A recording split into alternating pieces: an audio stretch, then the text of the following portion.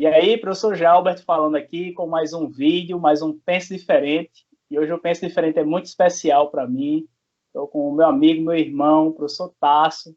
É um cara que trabalhei 5 anos com ele, cara, e desde 2011, né, a gente trabalhou junto até 2016. E o cara é meu irmão, e esse cara, você vai ver, esse Pense Diferente de hoje vai ser um conteúdo muito top. E, Tasso, queria te agradecer pela disponibilidade de tempo aí, cara, de estar com a gente hoje, beleza? Sempre à disposição. Beleza. Grande, para a gente começar, né, eu queria que você começasse dizendo, cara, quem é você, né? Nesse Pense Diferente que a gente está fazendo hoje, queria que você dissesse quem é você, um pouco da sua história, quem é você, o que você faz, diga aí.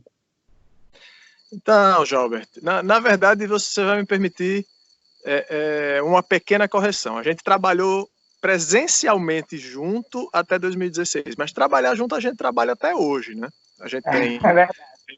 desenvolvimento de trabalhos em parceria à distância, né? Todo mundo está aprendendo um pouquinho a trabalhar à distância ultimamente.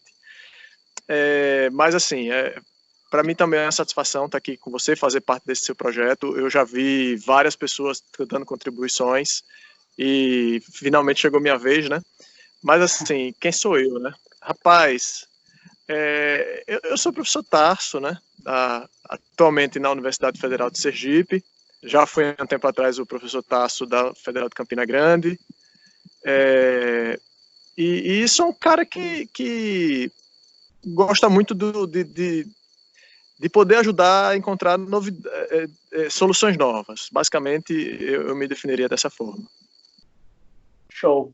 E na época que a gente trabalhou, cara, uma coisa que eu via bastante em você era essa questão de aprendizagem, né? Você conseguia achar soluções, como você diz, como você gosta de achar soluções, você gosta de futucar, gosta de mexer e tal, de descobrir. E tinha problema lá que acontecia, bicho, eu dizia, puxa vida, cara, como é que tu conseguiu fazer isso, né? E aí eu queria que você dissesse, cara, como é que você aprende, né? Como é o teu processo de aprendizagem, que não sei se existe algum segredo, se existe, a gente vai descobrir agora, como é o processo de aprendizagem do professor Tasso? Então, Gilberto, assim, a nossa relação, eu e você, foi uma coisa de orientador e orientando, né? Então, esse sentimento que você relata tem muito a ver com a experiência. Essa impressão que você teve era de uma experiência que, na época, eu tinha mais do que você. Hoje, com certeza, já está mais perto, né? Porque você é um cara que vem aprendendo muito rápido e hoje a gente, talvez esse sentimento não fosse tão notável. Mas o que acontece pessoalmente, né? Para mim, minha experiência de aprendizado, a forma mais, agora vai ficar uma coisa meio que a cobra engolindo o rabo, né? Mas a forma mais eficiente para mim de aprender é ensinar. Assim, o fato de ter que transmitir um conteúdo para alguém me força a ter um compromisso, principalmente com o outro, mas também comigo mesmo, de dominar aquele assunto a ponto de eu conseguir transmitir de uma forma muito que pareça simples. Às vezes, engenharia elétrica, né? Nem sempre os assuntos são simples, mas eu tenho eu me sinto na obrigação de transmitir aquilo de uma forma que pareça simples para quem está vendo da primeira vez. Depois é naturalmente que o cidadão vai se aprofundando, né, na medida da necessidade e da aplicação que ele busca.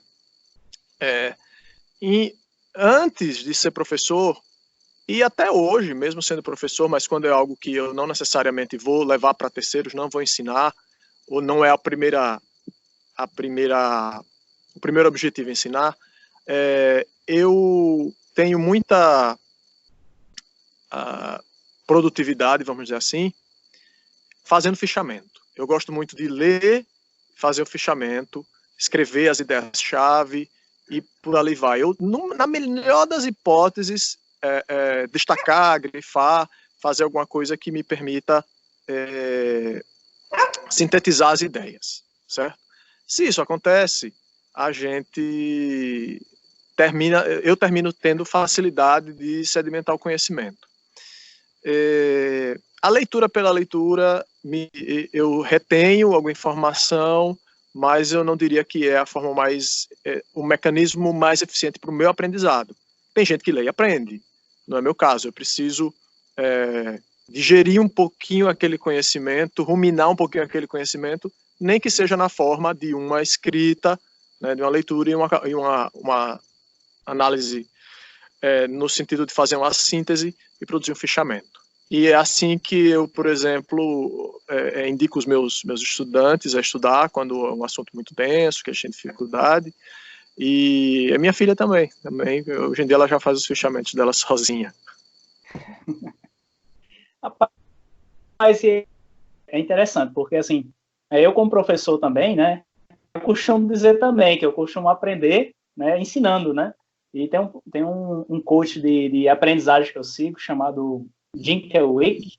Ele fala, né, que quando a gente ensina, a gente aprende 2 vezes mais, né, e eu vejo isso na prática, né, porque a gente que tá ali dando aula todos os dias, né, criando conteúdo e compartilhando, né, sempre buscando formas mais simples e mais diretas, mais objetivas de ensinar determinado conteúdo, a gente percebe muito isso, né, que às vezes, caramba, expliquei isso na próxima vez, principalmente se você tiver 2 turmas que você vai explicar a mesma coisa, né, às vezes a segunda explicação ela é mais objetiva que a primeira e termina até sendo um pouco melhor, né? Então, eu vejo que isso acontece muito.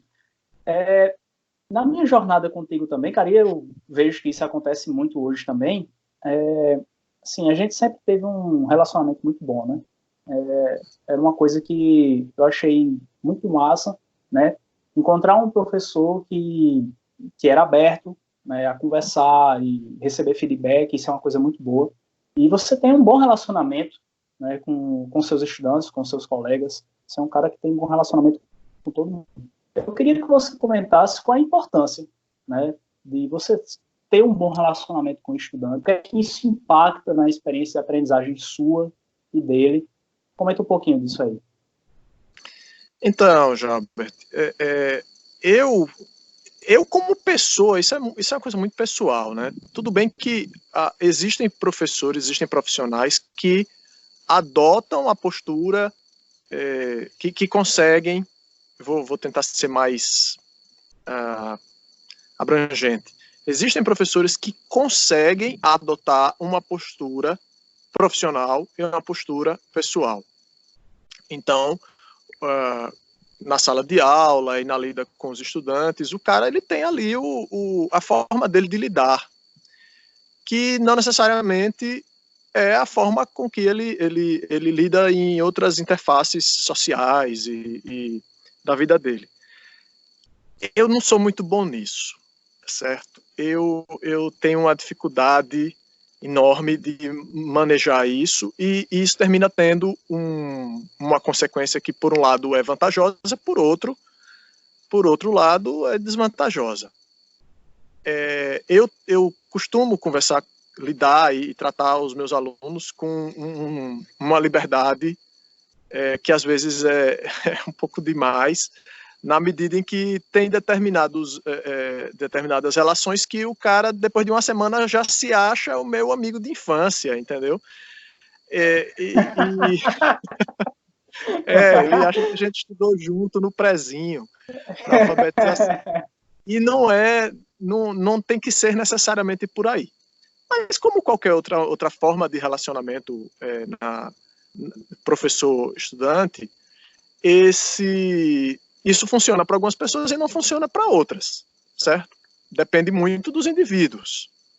Mas, assim, se eu for contabilizar, tem dado muito mais sucessos do que fracassos, claro.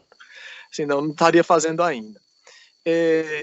Eu procuro, assim, talvez eu tenha herdado isso um pouco de minha mãe. Minha mãe é uma pessoa muito diplomática. E eu procuro também ser diplomático com os meus colegas, com os meus estudantes, né? Isso não quer dizer que eu eventualmente não dê aquela subida no cidadão quando é necessário, né? Não faça críticas, etc. Mas muitas vezes, se a relação com o estudante é distante, o professor perde Olha, eu já vi situações assim, de estudantes chegarem para mim com... E eu não estou dizendo que o professor perde no sentido de relacionamento ou subjetivo. Não, objetivamente. O professor perde porque, muitas vezes, principalmente na pesquisa, e aqui eu falo da iniciação científica ao doutorado, se o cara não tem trânsito com você, ele às vezes tem uma ideia boa, ele tem algo que pode ajudar na pesquisa dele e fatalmente na sua, já que você orienta o cidadão, e ele não se sente livre para vir comentar com você, para vir lhe mostrar, para vir tentar te fazer pensar fora da caixa, te fazer pensar com a cabeça dele, né? Muitas vezes a gente, por manter distância das pessoas, perde essas oportunidades. Começando pelo fundamental, o aprendizado do estudante, né? O aprendizado do professor, nessa relação, né, sem dúvida que tem sua importância, mas não é o fundamental. O fundamental é que o estudante tenha absorver esse conhecimento. Olha, eu já vi muitos exemplos de estudantes que não tinham coragem de chegar para os seus orientadores e fazer uma pergunta simples. Ou porque achavam que aquela pergunta era muito básica, ou que eles deveriam ter a obrigação de saber. E, cara, tem muita coisa quando você está no começo da pesquisa, muita coisa que 50 horas de estudo podem ter o mesmo resultado de 5 minutos de uma conversa com o seu orientador. Entendeu? Porque o camarada tem mais experiência naquele assunto, no assunto que você está aprendendo, e ele consegue, como eu já disse, enxergar aquilo de uma forma que pode lhe parecer simples na primeira impressão. Então, esse tipo de relacionamento, se não tiver um trânsito muito bem feito, um trânsito muito livre, eu acho que os resultados não são os melhores. Pode ser que aconteça, como eu disse, tem várias situações e depende muito da relação entre as pessoas, né? Interpessoalmente. Mas comigo, certamente, entre eu e um orientando meu, certamente não funcionaria. A gente está conversando... na verdade, você falou sobre pesquisa, né? E quando eu comecei, né, a trabalhar com você, eu vi que a questão da pesquisa se virou uma chave para mim, né? Porque tinha esse fato da relação, né? E a questão da motivação.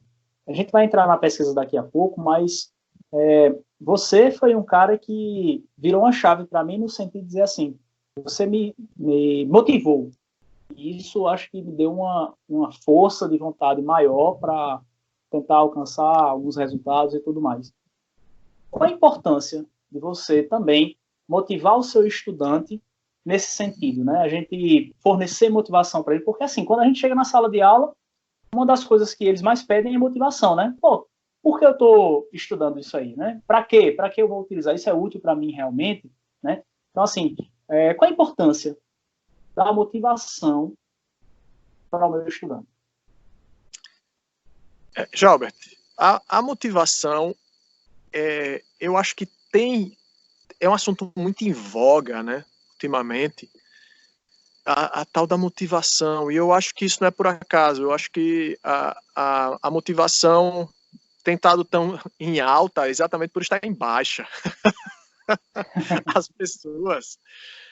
As pessoas que hoje estão lá sentadas nas carteiras das universidades, muitas vezes elas estão ali por uma série de motivos, mas talvez o principal não esteja, vamos dizer assim, aflorando a pele, entendeu, dessas pessoas.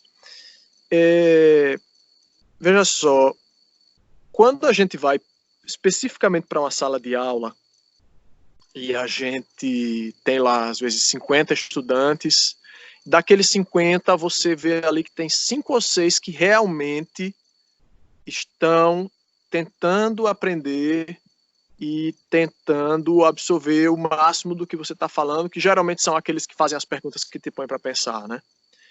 Os outros 44, 45 muitas vezes estão ali por causa da falta, ou isso fica até mais evidente quando é uma disciplina de uma turma que não é do curso, né, a disciplina não pertence à grade curricular, vamos dizer assim, principal do curso. Por exemplo, eu leciono, eventualmente, eletrotécnica geral, então eu pego turmas de outras engenharias, né? E às vezes eu percebo isso, como é uma coisa que não é o foco principal do curso do camarada, ele fica um pouco disperso. Por outro lado, mesmo dentro do curso de engenharia elétrica propriamente dito, a gente tem um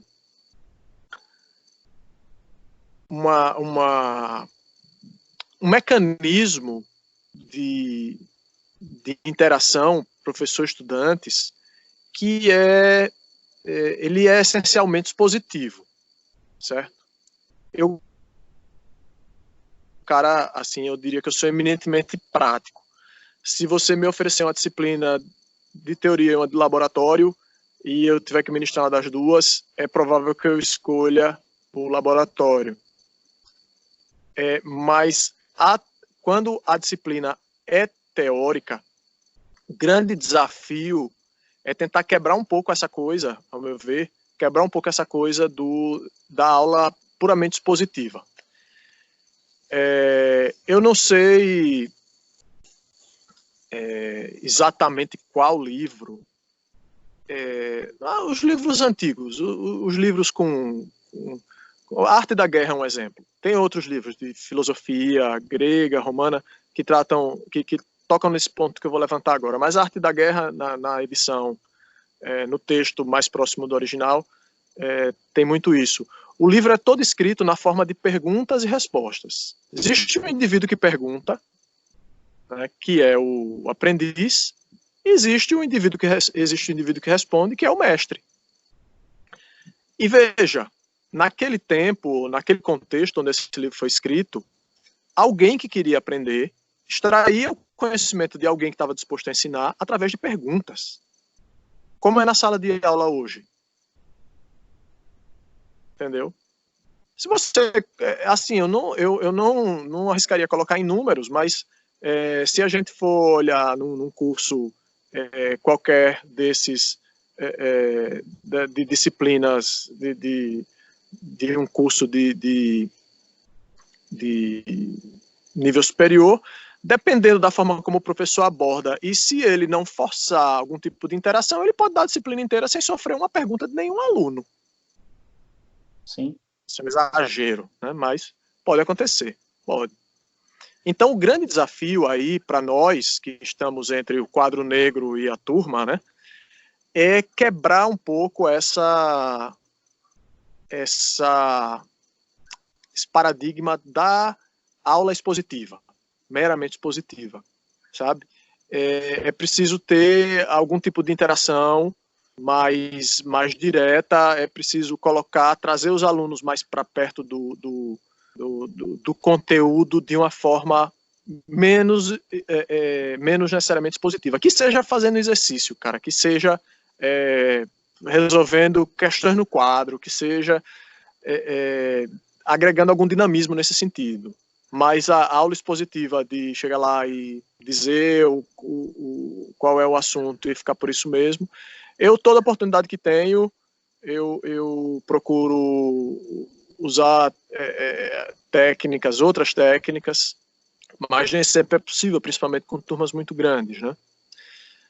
Mas assim, sala de aula invertida, eu gosto, eu acho que tem bons resultados. Gosto muito também de colocar os meus estudantes, passar para eles tarefas de realizar revisões bibliográficas, mas infelizmente não dá para você ter isso numa turma de 50 estudantes, não tem como você estar revisando e corrigindo a contente 50 revisões bibliográficas. Né? Primeiro você tem que ensinar o pessoal a fazer revisão bibliográfica às vezes, e aí não funciona.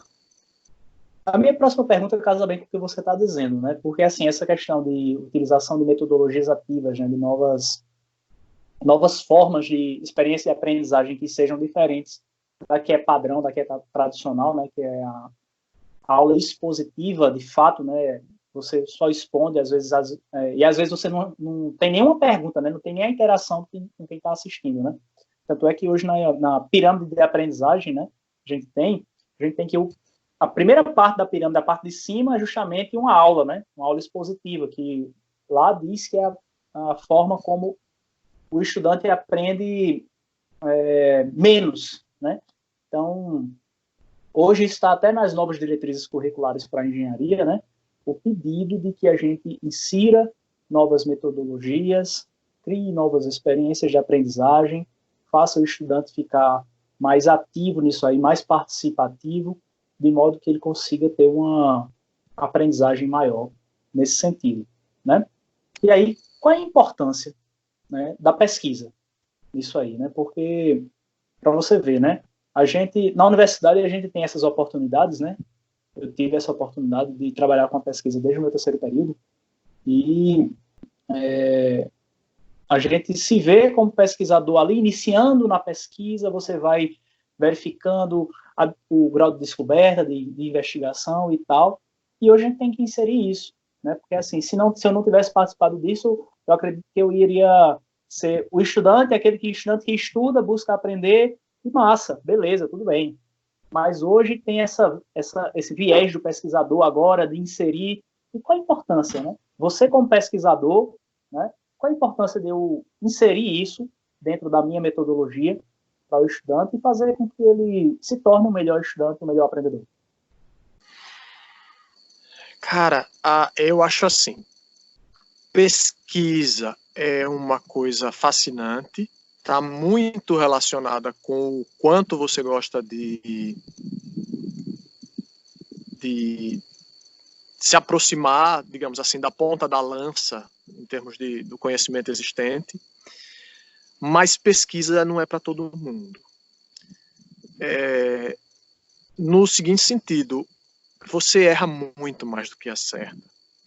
Então você se frustra bastante e mesmo quando você acerta, eu costumo dizer aos meus alunos, eu digo, olha, que beleza, você tinha imagine que a sua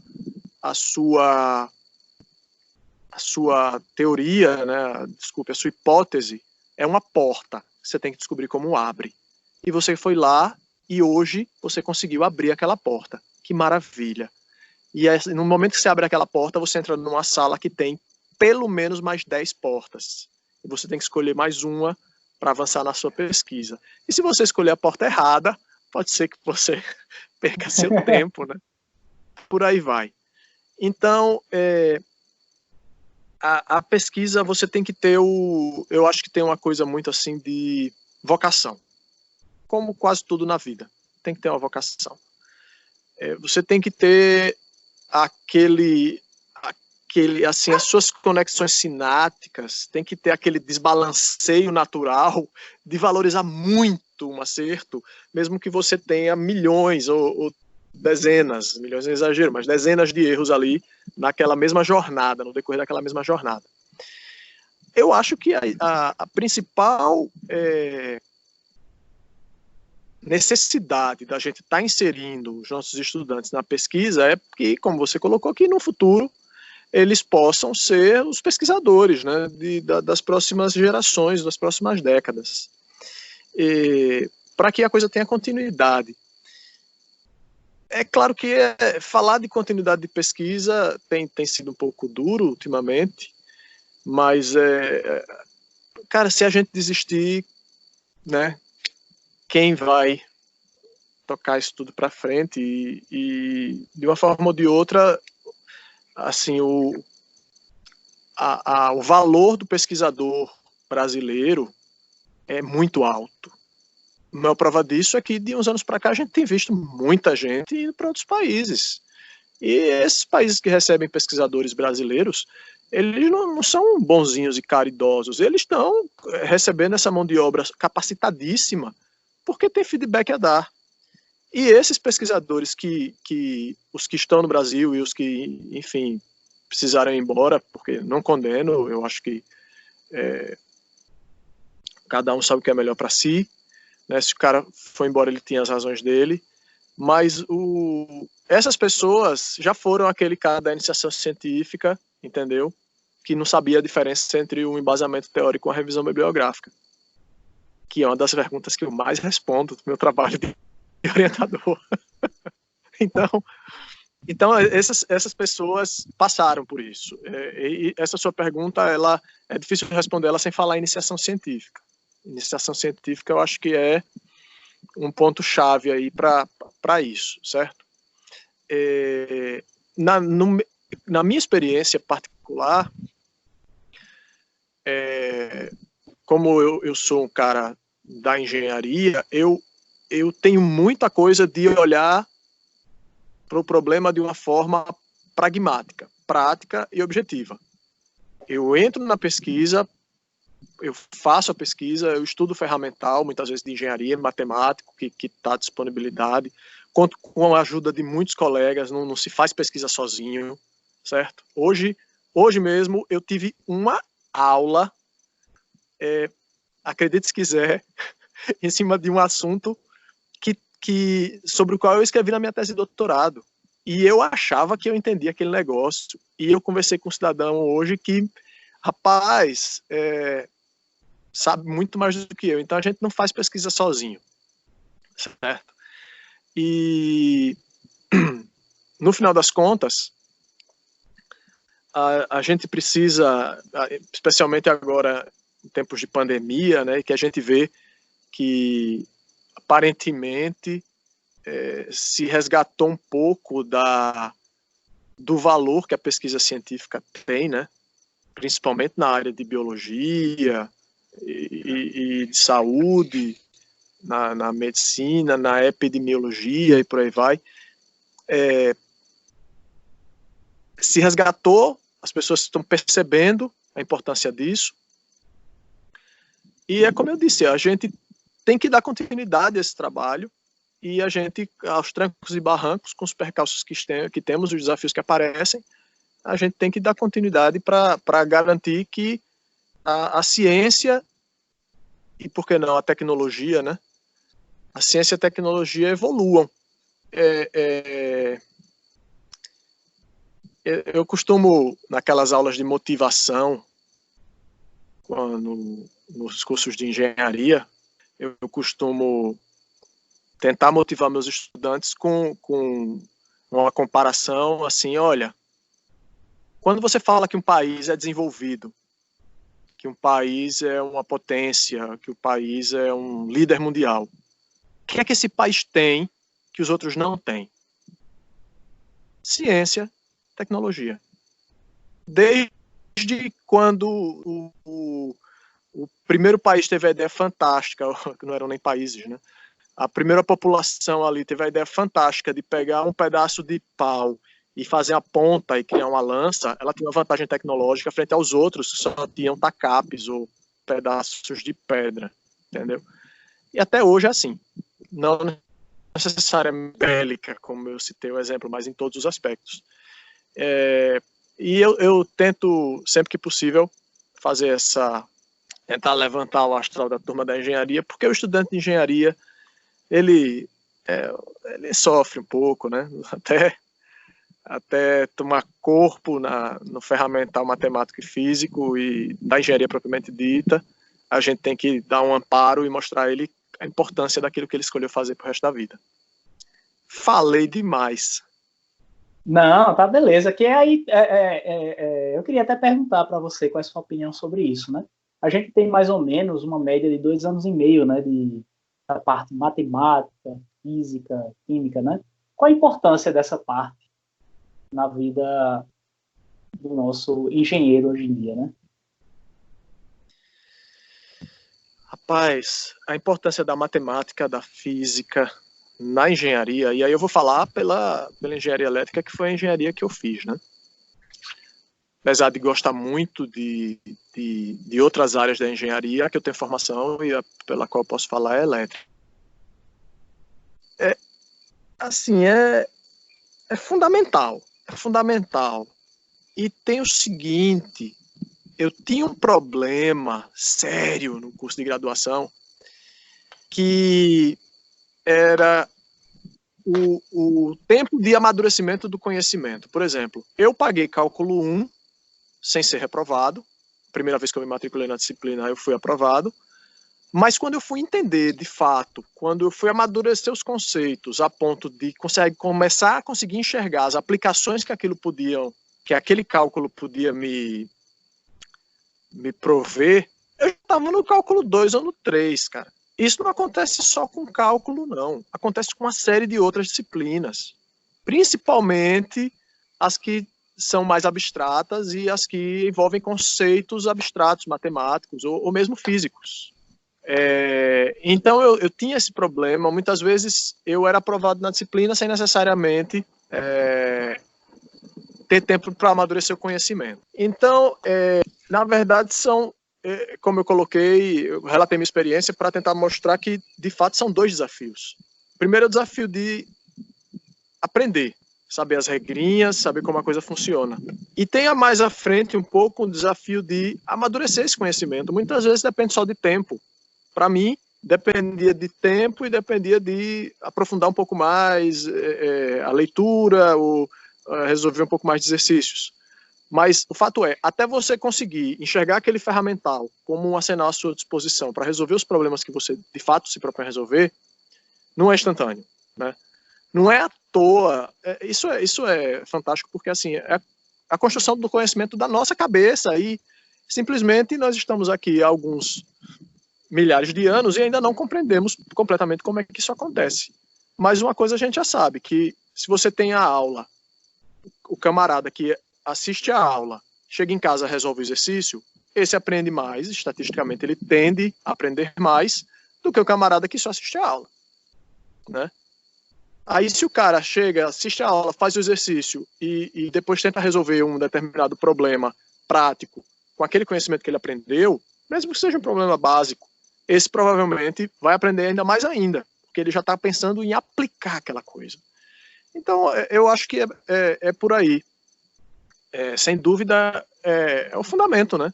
A definição de engenharia, se você for no dicionário, tem alguns dicionários que definem a engenharia como a arte, veja bem, de aplicar os conhecimentos da física, da matemática, etc., nos problemas do dia a dia, da indústria e etc. Tá bem por aí. Está na definição de engenharia. Nossa, legal. Para a gente encerrar essa nossa entrevista, eu queria que você deixasse uma dica certeira para o nosso estudante que está assistindo, para a pessoa que está assistindo esse vídeo, para ele se tornar um melhor estudante, um melhor aprendedor, um melhor profissional para o presente e para o futuro. Então, cara, eu acho assim,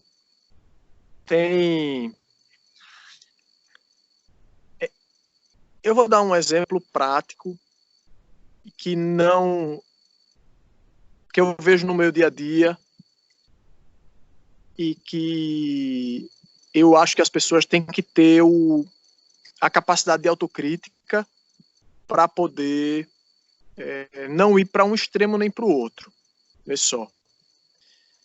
Eu conheço exemplos de estudantes que são pessoas que se comunicam muito bem, se relacionam muito bem, são os queridões, né? Ele chega, fulano aí, não sei o que lá e tal, né? Aquela alegria, o cara descoladão e tal.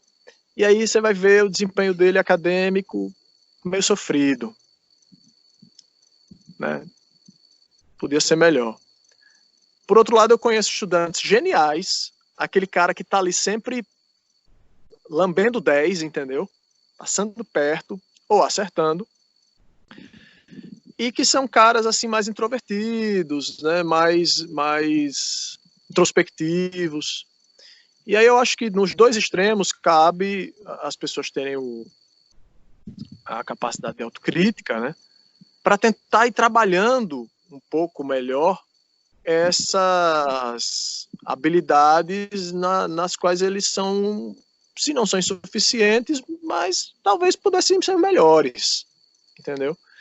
Então, eu acho assim que o grande desafio para mim, para você, para qualquer um, é tentar perceber os aspectos em que a gente podia melhorar e tentar sair um pouco da zona de conforto para tentar melhorar, entendeu? não precisa ser tudo num dia só. Melhorar aos pouquinhos, sabe? E assim, no geral, eu acho que para o estudante de engenharia, um conselho que outro dia me perguntaram qual era o conselho que eu daria a mim mesmo quando eu era estudante de engenharia. Rapaz, cara, passou muita coisa pela minha cabeça. Pensa no menino incauto, tinha muito conselho para dar para aquele rapaz. Muito. Mas, assim, um dos principais, e que eu acho que é chave para qualquer pessoa que se presta a ser engenheiro, ou para qualquer pessoa que se presta, principalmente para quem se presta a ser pesquisador, cara, é você não abandonar o barco na primeira tempestade. Certo? Os altos e baixos vão acontecer. É muito natural do ser humano você... A gente só acha que tá bom quando tá em ascensão. Se tiver em queda, ou se tiver, mesmo que não esteja nenhum dos dois na horizontal, a gente não acha que tá bom. Então, é importante a gente ter esse cuidado e ser resiliente. Vai ter aquele momento do mau desempenho, né?